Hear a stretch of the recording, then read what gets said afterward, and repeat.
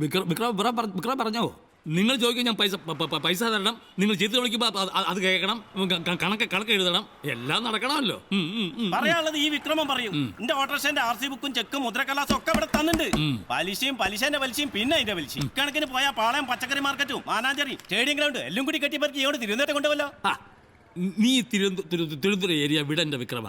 നമ്മൾ കോഴിക്കോട്ടുകാരും വേണ്ട, നിങ്ങൾ കോഴിക്കോട്ടുകാര് ആരെ സ്നേഹിക്കുകയും സ്വീകരിക്കുകയും ചെയ്യുന്നവരാണല്ലോ കോഴിക്കോട്ടുകാര്. അതുകൊണ്ടാണല്ലോ വാസ്കോ ഡി ഗാമ ഞാനും ഒക്കെ ഇവിടെ വന്ന് ഇറങ്ങിയത്. സോഷ്യൽ സ്റ്റഡീസ് പഠിപ്പിക്കാൻ നിൽക്കല്ലേ? എന്നാ ഇത്തിപ്പോഴും ധനതത്വശാസ്ത്രം പറയാം. എക്കണോമിക്സ്. തനിക്ക് ആവശ്യം വരുമ്പോ താൻ വരുന്നു, ചോദിക്കുന്നു, ഞാൻ എൻ്റെ കയ്യിലുള്ള പണം എടുത്ത് തരുന്നു, താൻ അടവ് തെറ്റിക്കുന്നു, എന്നിട്ട് പോക്കരി തലത്തിന്റെ 18ാമത്തെ അടവെടുത്ത് താൻ എൻ്റെ തലക്കിട്ട് അടിക്കുന്നു.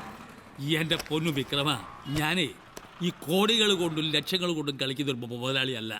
ഉള്ള ജില്ലാനും നുള്ളിപ്പെറുക്കി എടുത്ത് വല്ല കച്ചവടക്കാർക്കും തന്നെപ്പോഴർക്കും തന്ന് കിട്ടുന്ന പാരിതോഷികം സ്വീകരിച്ച് ജീവിക്കുന്ന ഒരു പാവം മനുഷ്യനാണ്. ഒരു കാര്യം ഞാൻ പറയാം, 10,000 ഉറുപ്പ്യ നാളെ ഇവിടെ കൊണ്ടുവന്ന് ഞാൻ പണ്ടാറടക്കും. എന്റെ RC ബുക്കും ചെക്കും പേപ്പറും കൂടെ മടക്കി തരാം. ഇല്ലാച്ചാ രണ്ടും കൽപ്പിച്ച ഒരു കളി ഞാൻ കളിക്കും. കുറെ